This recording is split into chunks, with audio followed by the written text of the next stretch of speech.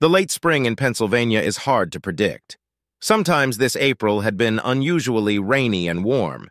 Typically, I was forced to mow the lawn for the first time in early to mid-May or so. But not this year, at least it isn't snow this time last year. We had a blizzard that dropped 6 in on the area. I guess having to mow the lawn early is worth the price of avoiding snow, and with tax season being done, it felt great to be outside in the sunlight. My house has an interesting feature in that the backyard slopes down significantly, leading down to a small stream, and which behind us, when they built the house, they leveled the front of the house with the road using backfill. This meant a sharp slope about halfway down the side of the house, so the basement completely covered in the front was revealed in the back.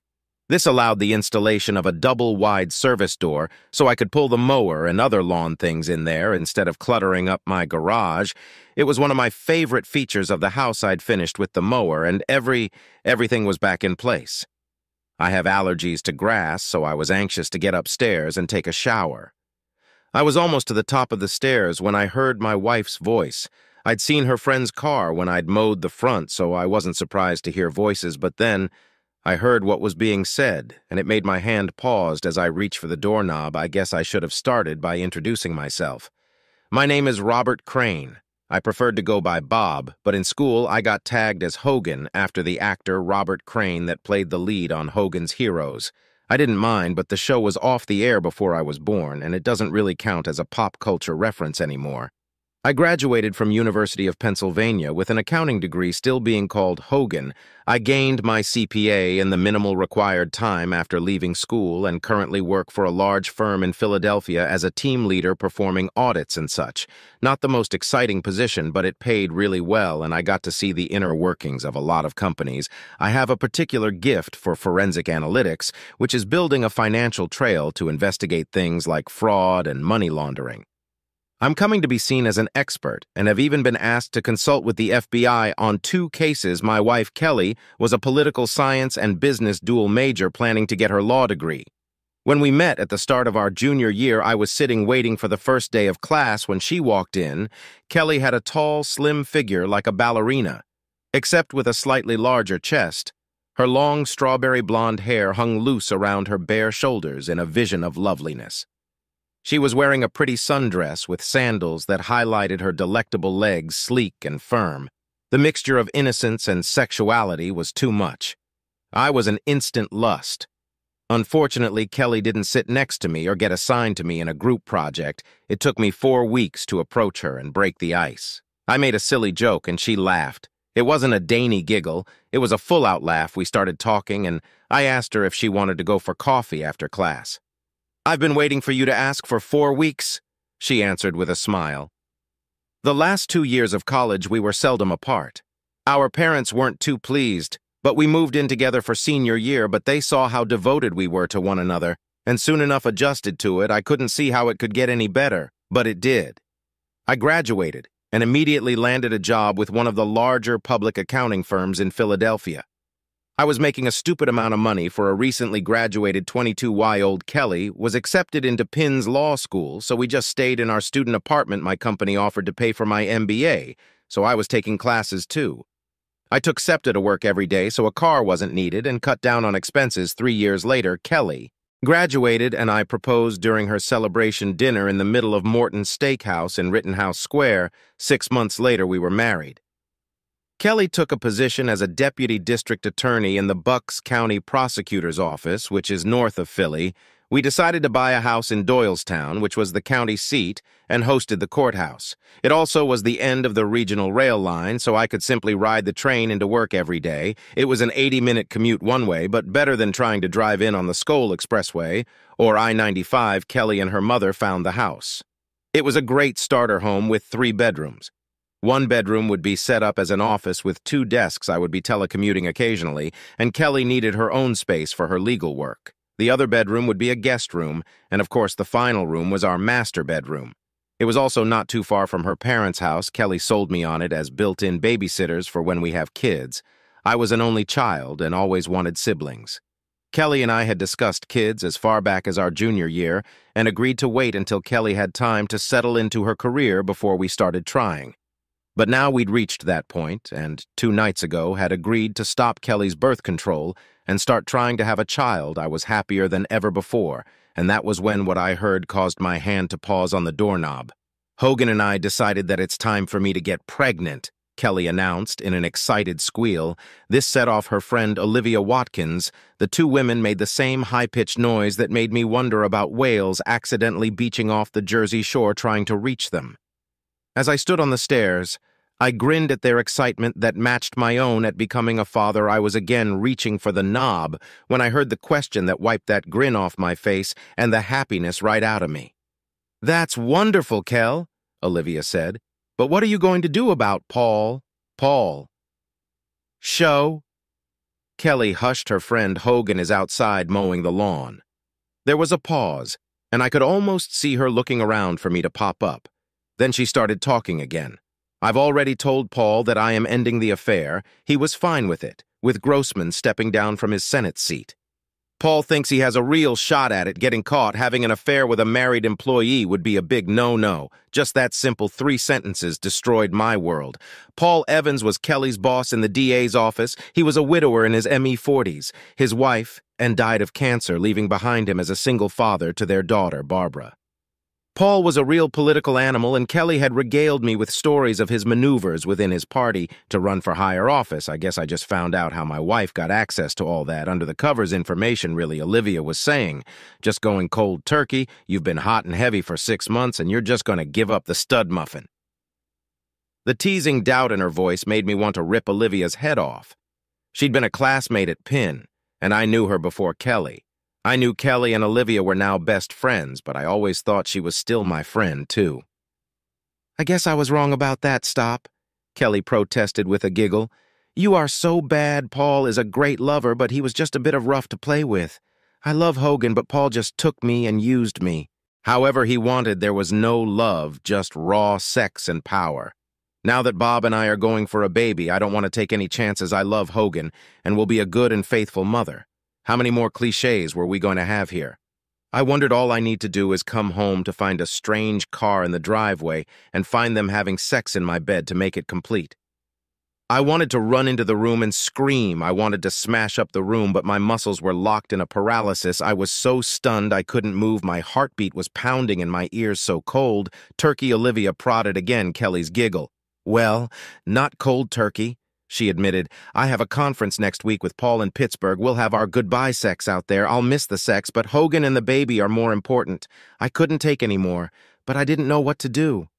I love Kelly, but this was killing me. My business training started to kick in. Then I needed to step back and think. I needed a plan. I started stopping on the steps like I was coming up the stairs. Then I opened the door and stepped into the kitchen. Kelly and Olivia were sitting there with their teacups in front of them. Was that a hint of guilt I saw on Kelly's face? "Honey, are you okay?" she asked, in a concerned voice. I realized then that my cheeks were in tears. Allergies. I grunted, going to be a bad spring. "Well, you go upstairs and take a shower. Just drop those clothes outside the bathroom and I'll wash them right away so they're not contaminating your closet. I bought you a new box of Claritin D last week that is in the medicine cabinet. Thanks, I managed to get out as I make my way towards the stairs. I needed time to think. The next morning was a Monday, and I used the excuse of an early meeting to be up and out of the house before Kelly was out of bed. I'd used my allergies as a reason to go to bed early the night before because my emotions were in an uproar.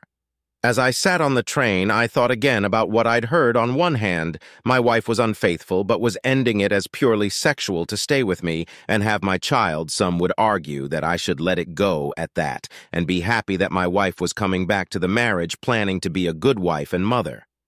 However, there is a voice in my head that says if she did it once, what will stop her from doing again in the future 10 years on with the kids in school? Would she have another just sex affair? Then a divorce would have kids involved where Kelly would most likely get the kids, and I'd get a large alimony and support bill as an accountant and business analyst. I had to think in terms of risk and reward. I found myself doing the same thing here. It came down to the fact my trust in my wife was completely destroyed. That just sex excuse misses what is the truly important issue in these cases. It is the total lack of respect it shows for the partner. The cheater knows what they are doing is wrong and would hurt the other person. Otherwise, they would be doing it in the open, And I would have known all along, don't get me wrong. I don't think I would have ever accepted her sleeping with Dawn. But at the very least, if she had talked to me about it, some respect would have been shown. Kelly's actions proved to me how much she really respected me. I worked my day, but a part of my brain was focused on what I should do. I had no evidence. Aside from my overheard conversation, I hadn't even noticed anything different in the last 6 months. That this affair was apparently going on a direct confrontation without evidence would be a high risk with little possibility of reward. Kelly would deny, Paul Evans would deny getting any case through the courts, would be financial suicide, as every judge, politician, and lawyer in the surrounding counties knew Evans. I'd get buried to keep his name clean. I thought about just leaving and starting over again somewhere else. It was tempting. But the house would be like an anchor around my neck Kelly couldn't afford on her salary alone, and we barely had any equity. She would have to unload it almost immediately to stay out of foreclosure, and today's market made that highly unlikely. It would destroy my credit, as well as hers. Being a CPA with a poor credit score is not a good thing when going for a new position. How can you be trusted with other people's money when you obviously can't handle your own? I needed evidence before I could do anything. I would get it, but it came from the most unlikely source. 3 days later, I was keeping it together, but still had found no evidence to back up what I'd heard. Her personal laptop was clean. No secret email accounts were to be found. No sexy underwear hidden in a box tucked deep in the closet. No receipts from places she had no business going to. Absolutely nothing. Then Kelly called me at work to say we were invited to a Party-Backs SL political announcement at Paul Evans' home Friday night. I assumed this was his big announcement of his candidacy for the U.S. Senate seat. I entertained thoughts of the big denouncement, but I still had no evidence, damn it. We arrived just on time for the big event. Evans had a nice-sized McMansion out near Washington Crossing, complete with a small horse farm. A large tent had been erected in the backyard for all of the guests. And as we walked in, there stood the himself. Paul Evans, at the head of a receiving line like he was a king as a widower. Evans had no wife to play hostess, but he'd obviously recruited his 21-year-old daughter into the role. She stood next to her father, greeting guests like she'd been born into it when was our turn. Evans gave Kelly a wide smile and cried out, "Kelly, you made it. How wonderful." He gave my wife a chaste kiss on the cheek. Then he turned to me. "Robert, excellent to see you again. I'd be lost without your wife, but I understand I will have to give her up soon when you start to expand the family." He laughed at his own joke. "Just let me have her back when you were done with her, and there will be no hard feeling on it again." The laugh, Kelly actually blushed a little. While I wanted to kill this SMYASB, I got his innuendo that he obviously thought a G right over my head. Who knows what the future will bring? I said in a flat, neutral tone, not hostile, but not in any way friendly. The same way I reported an audit result, Evans actually blanched slightly, and Kelly elbowed me and muttered about being rude. Evans smoothly turned to the next guest, leaving us to his daughter. Kelly was an incredibly attractive woman, but Barbara Evans was a vision. Even in my inner rage, I noticed her dark red hair and brilliant smile made me think of a young Maureen O'Hara, where Kelly looked like a bust, to ballerina Barbara looked like she belonged on a pin-up swimsuit calendar standing next to Kate Upton. She had the combination good looks, health figure hair, and skin that photographers dreamed of and so often had to use. Photoshop to achieve. Paul Evans had a perfect triple-threat political family. He looked the perfect part of the wise statesman and family man. His loss of his wife to cancer provided the perfect wife. She was idolized, and any opponent attacking her was asking for career suicide. Barbara was the Princess Homecoming Queen, a Penn senior majoring in business and pre-law former gymnast, now a member of the Penn cheerleading squad. Rumor, according to Kelly, was Barbara planned to try out for the Eagles cheerleading squad at their next open call, as she just turned 21 with a sainted deceased wife and a smart, beautiful, photogenic daughter. The press would love him in a campaign, Barbara said in an excited tone as she gave me a big hug. This wasn't the polite party, huh? It was a full-on body squeeze, parts of her squashed against me in a most agreeable manner. "You look great. No wonder Kelly has been hiding you away. You never come to any of our parties. You shouldn't work so hard. It's bad for your health." Somehow she got that all out in one breath. My mood had gone from furious to completely shocked in less than a second. I made a few polite noises about how wonderful she looked and was moving off before two things hit me. One, Barbara never greeted Kelly, and second, what parties Kelly didn't give me a CH to ask, as she jumped in with her own greeting to the younger woman. Then we had no choice but to give way to the next guest in the line. As Kelly and I wandered off to mingle, I had to wonder what Barbara knew after getting my wife a drink. I asked what parties was Barbara talking about. Kelly Mealy smiled and snorted dismissively. She was just teasing the little brat. Paul has team meetings and strategy sessions here. Sometimes he says he thinks better with a drink in his hand, and you never know who might be in the next booth in a bar. She's been home a few times when we've met here. Don't tell anyone, but Paul let her drink at home even before she turned 21. Well, that gave me the where. The bastard was screwing my wife right here at his house under the cover of team meetings. They could even be real meetings where Kelly was the last to leave, or possibly left first, and returned after everyone else had left, that would keep a team of lawyers from speculating on why Kelly always stayed behind to help the boss clean up with a dead wife and a daughter off to college. He had no need to find a discreet hotel room, hence no records of their meeting. "So Barbara attends your team meetings?" I asked. Kelly waved the question off. "No, she's been home a few times when classes were canceled. She is just teasing her father about having parties during working hours." She tugged on my arm. "Come on, love, buy your bride a drink." For the next hour, Kelly was never more than a foot away from me. We talked to a number of her coworkers, and a few brought up our plans to have a child and how sorry they would be to lose Kelly for a time, but how excited they were for Kelly and me. Frankly, I found it a bit awkward. Why did all these people know our plans? After an hour, Paul Evans called for everyone's attention. His daughter stood smiling by his side. He started off thanking everyone for coming and then launched into his big campaign announcement. Everyone expected it, but acted excited anyway. I noticed the publisher of the local paper with one of his reporters nearby taking notes. I am sure it will make a big spread in tomorrow's paper. I won't bore you with the rest of the details from the party. It would have been a pleasant time if my heart wasn't shattered with my brain on overdrive thinking how to prove any of it.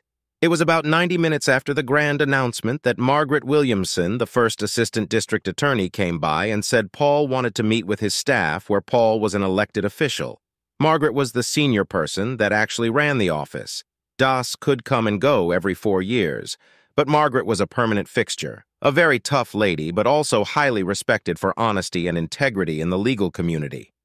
The older female lawyer was most of the reason Kelly took the position. I rather liked her. Margaret was married for over 30 years to an electrician who supported her through college, and now in a nice-sized electrical contracting company. The two were devoted to each other. I always thought they were the model for Kelly and me. "Sorry to steal your wife away, Hogan." Margaret offered Paul wants to discuss the organization of the office once he off campaigning. A moment later, they were both gone. I wandered away from a small cluster of other spouses that had been left behind for the meeting and made my way over to the other side of their large pool opposite the patio where the party was occurring. There was a wicker chair swing hanging from chains. It was somewhat in the shadows, so people would be able to see me if they looked, but I wouldn't be obvious. In other words, it was a perfect place for me to try to gather my thoughts. I had been sitting down for less than 5 minutes when a voice intruded into my solitude. So here is where you hiding a voice. Purr. I looked up just as Barbara slid into the wicker swing next to me. She settled, and so she was seated facing slightly towards me without me saying a word. Her little black dress settled across her tan thighs in a way that clung to her body, hinting at what lay beneath without revealing anything seductive but innocent. At the same time, it said something of my state of mind that I noted this almost academically. "You look like a man with the weight of the world on his shoulders," she commented. I didn't really want to talk about it to my wife's lover's daughter, no matter how hot she was. We've been really busy in the office. A lot of audits going on. I said to end the conversation. "Really?" Barbara asked in an interested tone. "I just finished my last accounting course at school. We spent several classes talking about use of forensic accounting in law enforcement. I thought it was fascinating, even in my grief that surprised me, really." I asked in a disbelieving tone. "Well, it's not sexy or anything, but it really is detective work to take all the right pieces of information out of a ton of other facts and putting them together to get a clear picture. Plus, since some people are trying to hide that information, it gets even harder. Most people don't see it that way. I admitted Barbara started going into a remarkable amount of detail on just what she learned in the class and why she enjoyed it so much. I have to say, I was impressed. I've had people finishing internships at the firm that couldn't have spoken that well on the topic. Focusing in on her words actually helped me set aside both her looks and, more importantly, the rage boiling deep inside me. I found myself slipping into my room role of mentor. It helped me put my emotional turmoil in the back of my mind a bit. You really did enjoy the class. I remarked you seem to have an excellent grasp of the topic. Barbara blushed at my praise. For a moment the pinup girl was gone, and I could see a sweet girl honestly touched by my simple praise. I've actually thought about going into the FBI when I finish school. Dad wants me to either become a prosecutor or go to work for one of his friends' law firms. I don't think that is what I want to do. You should follow your own dreams and not your father's. It was honest advice, not that I wouldn't be above spiking the pricks plants. I've done some work with the FBI when audits turned up something criminal sharp. Before Barbara could reply, Kelly stepped out of the shadows. "Here's where you disappeared to. You weren't doing anything naughty with you?" she asked in a teasing tone. Barbara turned to face my wife with a brilliant smile. "We were just talking about Bob's job. We just covered it in class. I wanted to pick the brain of an expert." "Well, Hogan is." That Kelly said in a proud tone. I looked at one of his audit reports where an employee was embezzling money using his boss's login. Hogan caught that some of the transfers happened when the guy was on a business trip, but the login occurred from the corporate office. Most of us would have stopped when the boss was identified. Hogan kept digging. I could have gotten a conviction on the employee on my first day out of law school. Hogan didn't really leave anything for the DA's office to do on that one. Kelly was beaming at me with pride on her face as she related this little story that confused us the hell out of me. How could she be proud of me and claim to love me while carrying on a 6-month relationship with her goddamn boss? A shadow of my confusion must have crossed my face because Kelly asked, "What wrong, dear? Nothing I said, just thought about a problem. Well, stop that. This is a party." Kelly admonished me. She barely drew a breath and said, "Hogan, you will never be able to guess the opportunity I've been given. Paul and Margaret want me to move into more of an administrative role since I plan on going out on maternity leave as soon as you get your job done. That way when I go, there won't be any cases left hanging. I'll be working directly for Margaret." Something in my heart leapt at the thought Kelly would be away from that creep. Paul, my hopes were dashed a mere second later. "I will have to travel occasionally," Kelly continued. "I will curry your sensitive papers to Paul on the campaign trail, so I won't be a part of his campaign, but I will still get to see some of the behind-the-scenes activity. That will be so much fun I could feel my heart shatter all over again. I know I heard Kelly say she planned on ending her affair so we could have a baby. I could easily see her falling back into her affair and her excitement to be part of the campaign. And if she did get pregnant, who was to say it would be mine? Paul is about my size and coloring short of a DNA test. It would be really hard to know. My rage started to grow, but I clamped down on it. Now is not the time. Barbara started talking to Kelly about her new position and the campaign. The two were soon wrapped up in their conversation, and I was forgotten. I took the opportunity to pull myself together after tonight.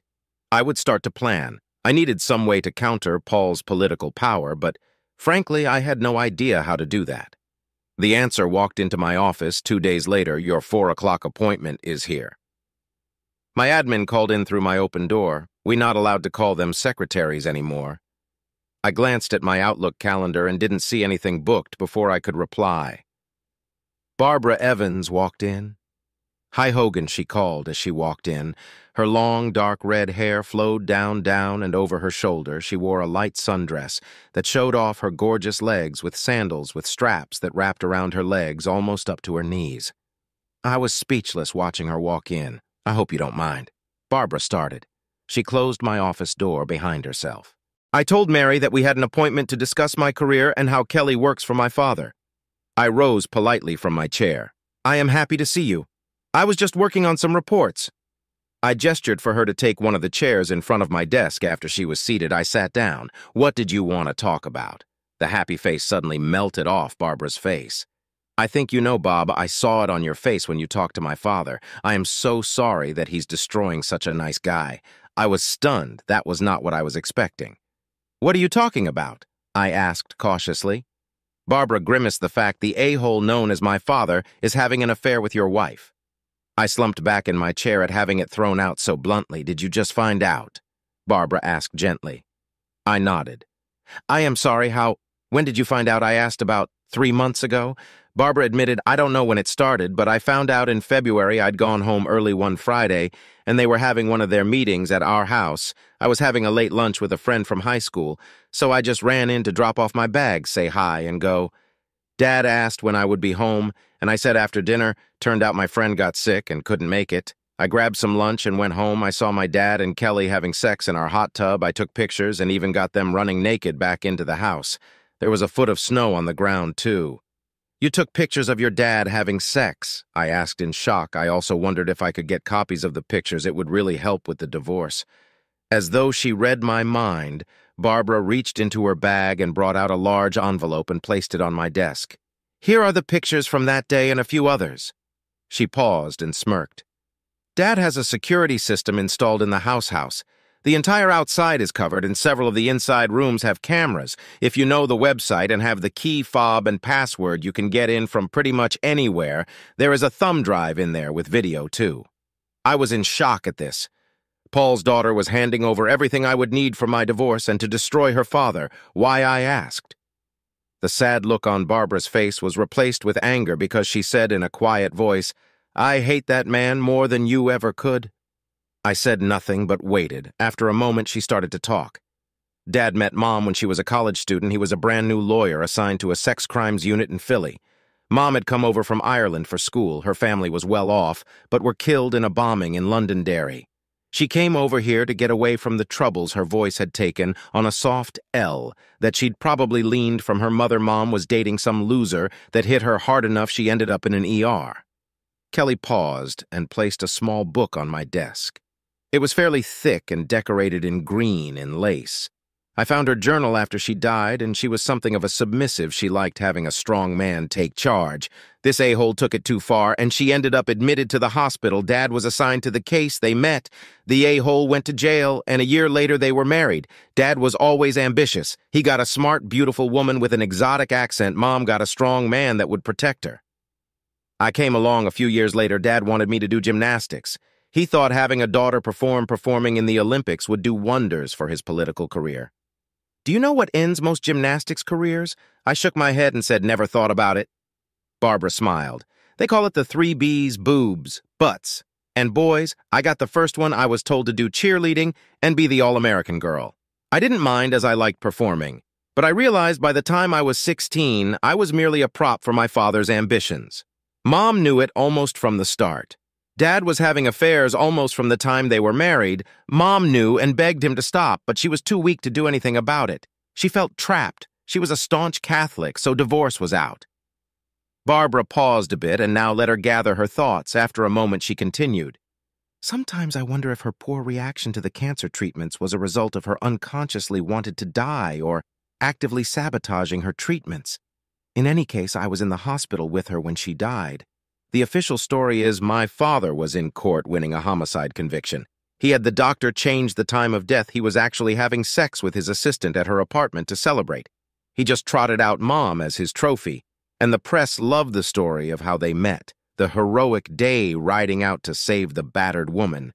Hell, the man hit her himself more than once. That I saw. Why are you telling me all of this? I had to ask. Because you don't deserve this, Hogan, my dad. He's heck. Not a good person after. Mom died. He kept his affairs discreet until I left for college. That is when he started hosting meetings at the house, and they are not just for his job. He also has meetings for some of the charity groups he is involved with. I know for a fact he is sleeping with 2 other women from those groups, too. One of the poor women actually think it's true love and is planning to leave her husband. Is that what Kelly thinks? I asked. I know what I'd heard. But I was still curious. Barbara shook her head and said no. She seems to think it's just fun. They say power is the ultimate aphrodisiac. Kelly seems to be proof of that. I heard her talking with my dad about some senator they met with and how horny she was when she got back to town. I whined at the blunt comment. I even remembered the day I come home to a wild woman, and it was one of the best nights of sex in my life. A cherished memory was now sour, because I knew now that my wife had probably not even been thinking of me at the time, so what do you want? I asked to her credit. Barbara looked me right in the eyes when she answered, I want you out of your marriage to that cheater. I want my father's career destroyed to the point he would never be elected dog catcher in a town full of cats. I thought of just sending my stuff to the papers or even to the other party, but he has too many friends. I figured together we can make them pay wonk that make it harder for you to finish school. She again shook that deep red hair. No, mom left her inheritance to me as a trust fund. I haven't touched it, but if it came to it, I could pay for the rest of my schooling and an MBA and still have a nice nest egg left if your mom had that much money of her own. Why didn't she take you and leave? She could have gone to Ireland, beyond your father's reach. Barbara GED, as I said, she was raised very Irish Catholic. She was taught divorce was not an option, whatever else happened. Mom clung to her faith until the very end. It is the one thing that makes me think her death was unconscious rather than deliberate, since they also see suicide as the unforgivable sin. I have to admit I couldn't see Barbara as anything but truthful. She said she wanted her father's career destroyed, and me having this information sure couldn't bode well for ambitions. I couldn't see any way this could be a trap of some sort. If Kelly and Paul wanted to wipe me out, they could do it openly in court.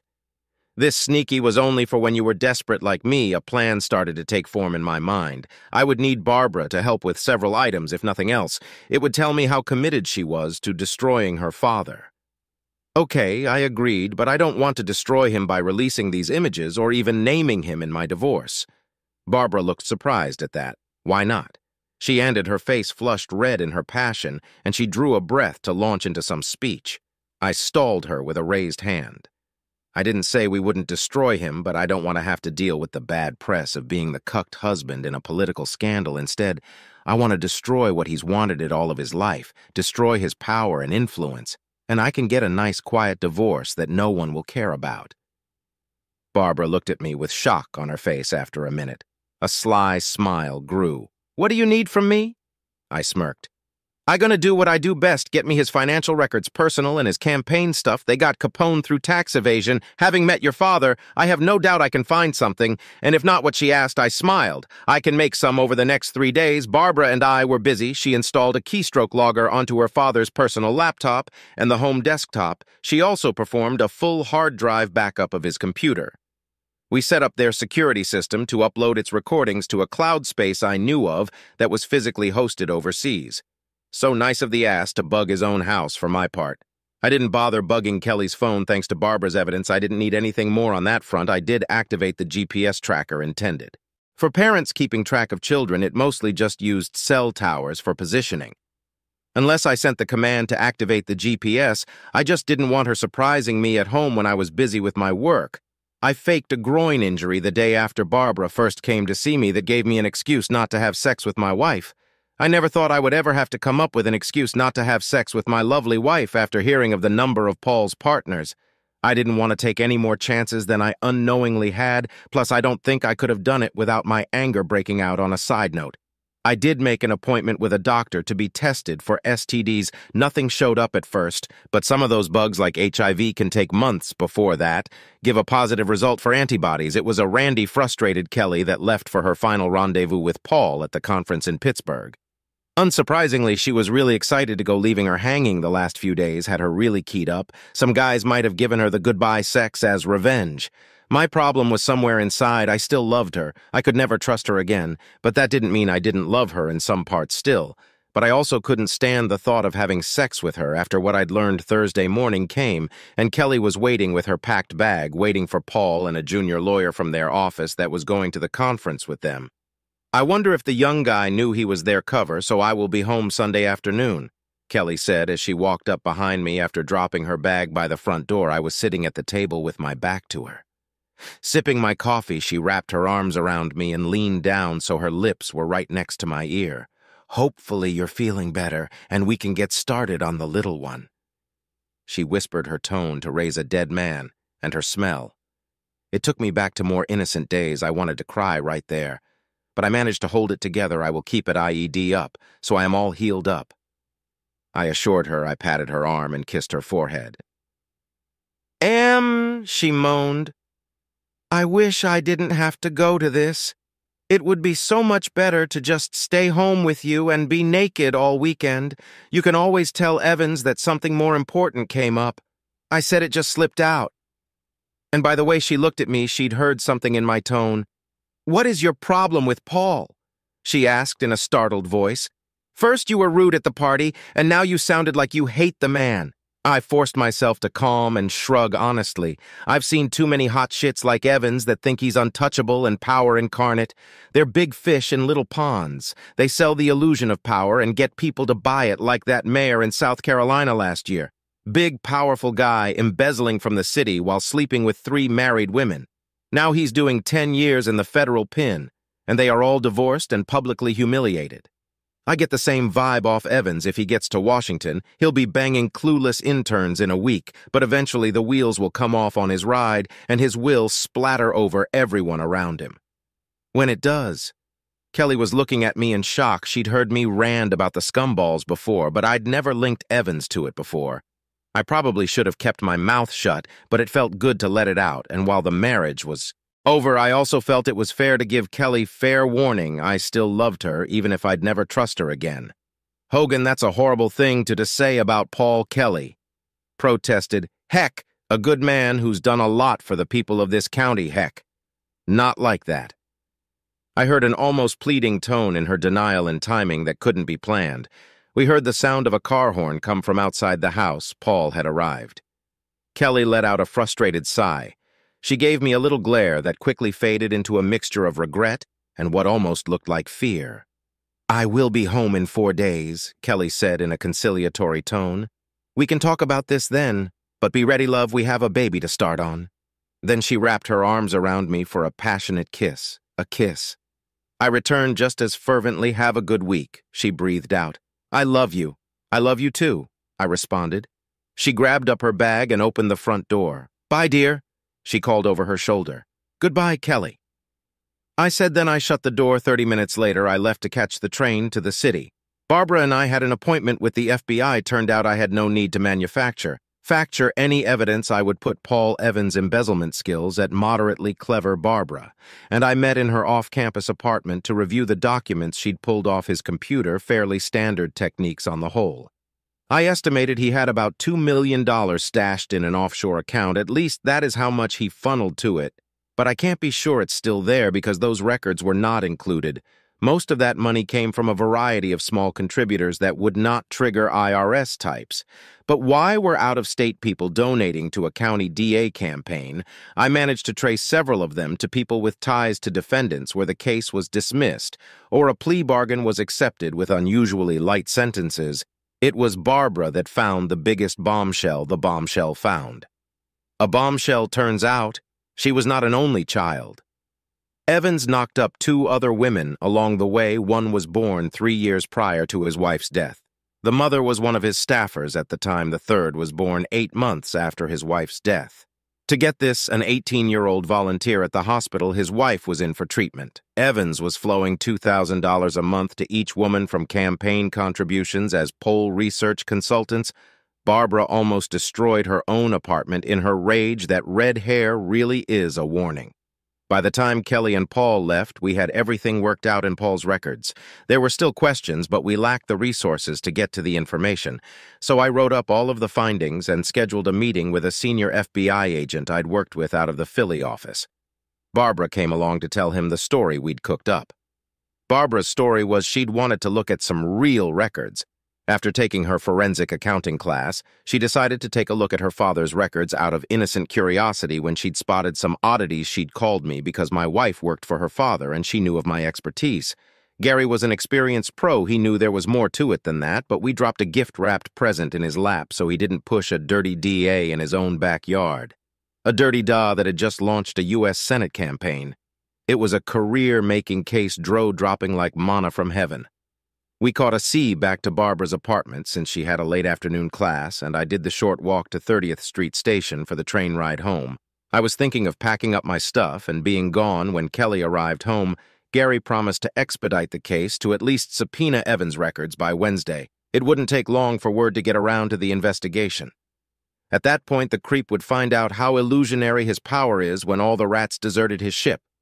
Kelly called me while I was on the train heading home. She said she called early because they were going out to some big dinner and it would be really late before she got back to her room. I had no doubts that she, in fact, had no plans to ever be in her room tonight.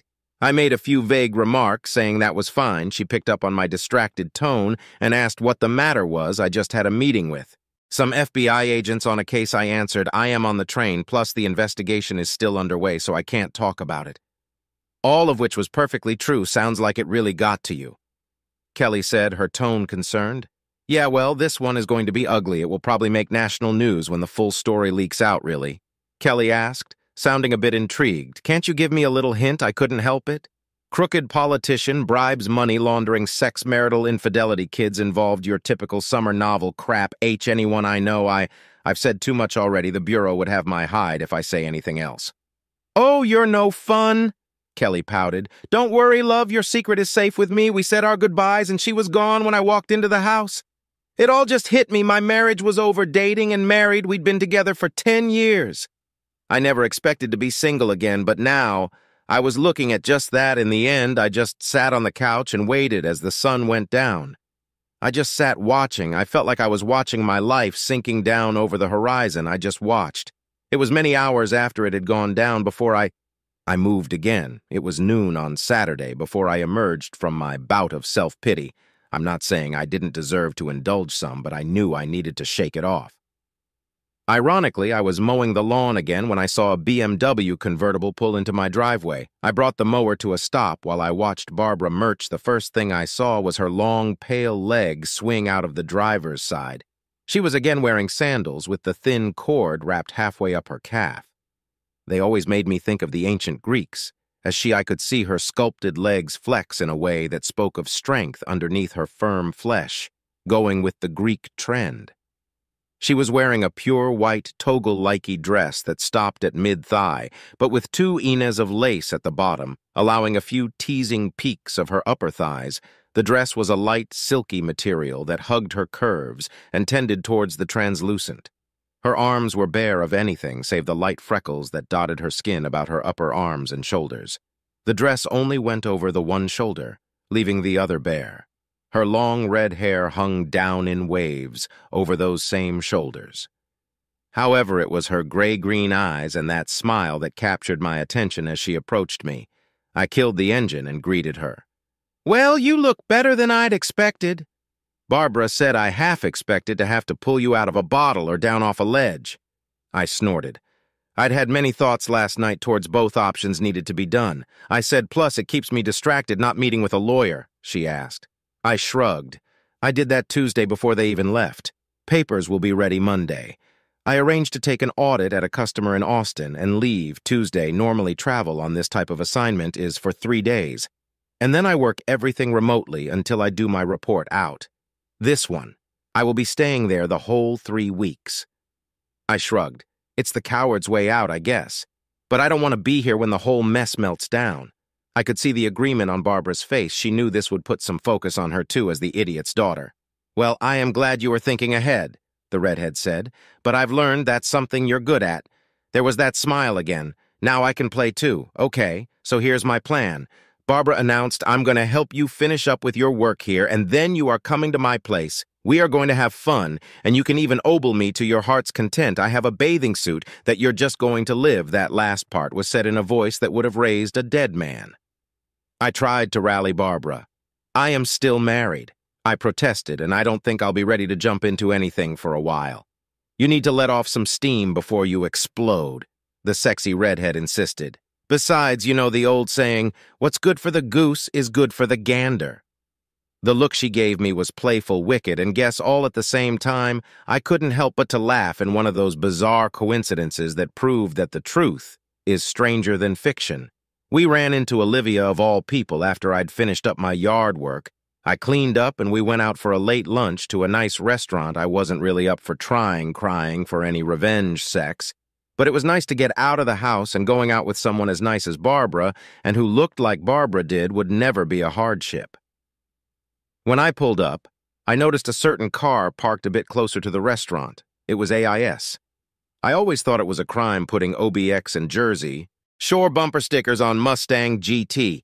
I almost told Barbara to turn around and we'd find another place, but I didn't. Instead, I did something that was totally out of character for me. It was all on a whim after all of my careful planning, something in me just to seeing Olivia's car parked in that lot. I casually wrapped my arm around the beautiful redhead and ushered her into the restaurant without another word. I tipped the host to place us at a certain table. It was somewhat obscured, but was in plain sight when returning from the bathrooms. I sat Barbara facing out and settled myself into the seat next to her. She smiled when I took her hand. "What brought this on?" she asked with a cute little smile. "Not that I am complaining," I laughed. "Remember me telling you about how I found out about my cheating wife, her friend Olivia? Well, her car is parked right outside, Barbara." Let loose a throaty laugh, "So I get to be the other woman? Oh, I can live with that." She leaned forward and placed an incredibly soft kiss on my lips. It wasn't a deep, passionate kiss, but rather one that hinted and promised so much more to come. A lover's kiss. Our meals had arrived, and I was honestly enjoying myself. The subterfuge was mostly forgotten as I enjoyed Barbara's company. Her sharp sense of humor killed me. I'd never heard someone make a counting sound so dirty before. I just happened to glance over and noticed Olivia walked past us. I pointed it out to Barbara. "Oh, goody," she giggled. "I've been so waiting to do this with that." She leaned forward to kiss me. I was so lost in the sensations that I was surprised when I heard Olivia yelling at me. "Hogan, what the hell are you doing?" she was screaming at me. "Who is this running around on your wife while she is out of town? I thought better of you. I have no doubt the whole restaurant." Her. I released Barbara and turned to look at my URW friend. "What is your problem, Live? It's just a bit of carefree sex before Kelly and I settle down and have a kid, and can you keep it down? People are trying to eat." Olivia gapped at me like I'd smacked her with a dead fish. What she started. "Oh, come on now, Live. Kelly is doing the same thing. I'm sure she's off having sex with her boss right now. She has been for months, so I reckoned it was only fair for me to have the boss's daughter." I think Olivia almost had a heart attack right there. I felt Barbara start to giggle, so I gave her a little squeeze to keep her quiet. Of course, I sort of forgot where my hand was, so her giggle turned more into a groan of pleasure. "You know about Olivia," stuttered out. "I know I'm supposed to be the faithful, clueless husband while my wife runs around, so I assisted by a woman I thought was a close friend of mine." Olivia wised at the scorn in my voice. "I know Kelly wanted one last taste of the strange before having a kid, kind of like that one last fling before we got married, if it was okay for her. What is your problem with me? I had no information on Kelly having any affairs prior to a-hole Paul. But as the saying goes, once a cheater, always a cheater. I was taking a shot in the dark with my suspicion and wondered if Liv was off balance enough to confirm it. She was, you know, about that too," she gasped. "Nope, but thanks for the confirmation," I answered. Olivia pet at that. "Go away, Olivia." I said. She turned and fled the table. We heard a commotion a few minutes later. That was Olivia leaving the restaurant. Well, that was fun while it lasted. Barbara said with a little laugh. "I really wanted her to be in there longer." Her smile caused me to blush. "You know, she is probably on the phone to your wife right now," she added. "Probably. I agreed. I give it 5 minutes before my phone goes off. However, it is 5 hours to get home from Pittsburgh. If she leaves right now, that gives us time for dessert, and still gives me enough time to get home and pack. Sorry, I won't get to see you in that bikini like you promised." Barbara laughed again. "Oh, I think we can do a rain check for that." She reached over to grab me by the shirt and pull me closer. "You know, my semester ends in a week and a half," she murmured into my ear. I've always wanted to see Austin. I'd barely grasp her words when she kissed me again. Yes, well, the truly hit the fan. Kelly started calling me 10 minutes after Olivia left the restaurant. I listened to a few of her messages, and she was furious for cheating on her. That almost caused me to laugh after an hour of her messages and texts. I blocked her number. I knew eventually she would just call from another phone, but she was driving back from Pittsburgh, so it wasn't like she could just ask to borrow someone else's on the turnpike. I went home and packed up all of my personal items, not just the stuff for my trip to Austin. I had the time within 4 hours of the encounter with Olivia. I was driving away from my house for what was probably the last time I booked myself into a hotel near the Philly airport after dropping most of my stuff off in a storage locker until I could find a place to live. I talked to Barbara a few times on the phone. She was straying with a friend as her father was leaving furious messages on her phone. Now I moved my flight to Austin up a day and was gone Monday morning. Kelly managed to call my phone a few times from other numbers. Now they were tearful rants of how could I do this to her, why would I destroy her career, etc., etc. Apparently, Olivia's initial screaming had gotten a lot of people's attention. Someone then posted a fairly accurate account on their blog and identified Barbara and I as the players. My comment about Kelly screwing Paul was also reported along with the fact they were together in Pittsburgh for the weekend that caused a big stir in the county political circles and the courthouse. I avoided most of the news out of Philly for the rest of the week. It wasn't until Friday that I got an email that told me what was happening back in Down. Surprisingly, it was for Margaret, the senior manager in the DA's office. The older lawyer apologized for all that had happened. She knew Paul was dating 2 women outside the office, but knew nothing of Kelly's involvement. She also applauded my getting revenge by using the law against a lawyer. According to Margaret, it was an eventful week in the Buck DA's office that week. Monday morning, Paul was in the office attempting damage control and denying any improper behavior on his part. It is just my daughter's rebellion under the influence of a cheating husband was the story he tried to sell. Then on Tuesday, Kelly was served with the divorce papers on the grounds of adultery. The envelope was filled with pictures, DVDs, and a letter from me. Kelly's scream of horror when she read my note brought Margaret and 2 others running into her office. Kelly was slumped in shock in her chair, and Margaret spotted the pictures that had fallen out onto the desk. My letter to Kelly told her I never had an affair, but hoped she now had some idea of how I felt about her, and I told her I couldn't be married to someone I couldn't trust, especially now that I knew she'd been unfaithful before not much work was completed in the DA's office on Tuesday. Margaret was in Paul's office for a meeting the next day when 4 men in suits suddenly walked in. Paul was yelling at them for interrupting an important meeting. When one man informed Paul he was under arrest, she said he was in complete shock when they cuffed him and walked him out of the office. They perp-walked him right out the front door of the courthouse and past the reporters that had somehow been notified I owed Gary a few beers for that. Margaret closed her email by apologizing for letting their behavior happen in her office. She also said to let her know if I needed anything, as I didn't deserve this kind of thing. I am sure some of her email was damage control, but mostly I think it was Margaret being the moral professional person I always took her for now. All my plans for a quiet divorce were shot to hell because of my own stupid impulsive stunt with Olivia in that restaurant. The Philly news stations quickly got wind of Paul's arrest and the charges against him. As I told Kelly, this had all the makings of a summer novel sex betrayal revenge, and way too much axed. The news media loved it, and it was quickly picked up by the hungry 24 news services. I avoided the worst, as I was out of town, and they hadn't managed to track me down since I booked a second hotel room in a place 10 miles from the one listed on my itinerary at work. I had checked in there, though, so the reporters camped out around it trying to catch me. I did see on TV that they were camped in front of my house. Kelly wasn't coming out, and they only got shots of my in-laws going in and out. Barbara had it the worst. As the daughter that turned in her own father, she still had to go to class and take exams, so the media had a fairly easy time finding her the first few days. Then the school forced the reporters off campus as they were disrupting the students. It also helped when the 2 women who bore Paul's children came forward for their 15 minutes of fame, her last final completed. Barbara slipped off campus and headed to the airport. The media was disappointed, but not too surprised, when she was a no-show at the graduation ceremony. After a while, the story slipped to his secondary news item and stayed there. It flared up when Paul's trial started, but he pleaded guilty to several charges, making him a 20-year guest of the federal government. Thankfully, his pleading guilty meant Barbara and I were never called to testify. Then it dropped completely off their radar, taking Barbara, Kelly, and I with it, oddly enough. After all that publicity, my divorce did go through quickly, and with a minimum of fuss, Kelly signed the papers 4 days after receiving them. I got a letter apologizing for what she had done to me, and to us she'd sworn in her rage driving back from Pittsburgh that she would never forgive me for cheating on her. Finding out that she was, in fact, the only cheater, she'd realized how hypocritical that made her. She took my offer of a $5,050 split, and just asked that at some point when it wasn't so raw if I would agree to meet with her so she could apologize in person.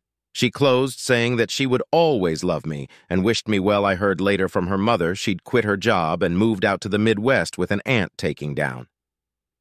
Paul did wonders for my career. The FBI gave me full credit in the press for the analysis of Paul's records, since I was hiding from that same press. I was even more thorough on the Austin job, and found not just the embezzler they were looking for, but a second that they didn't have any indication of at the time my firm promoted me and assigned leadership of a team focused on white-collar crimes, and yes, some joker hung the label on the team as Hogan's Heroes. But the best part was when they assigned me an assistant, a recent college graduate looking to gain experience in forensic accounting. I've never enjoyed working late so much.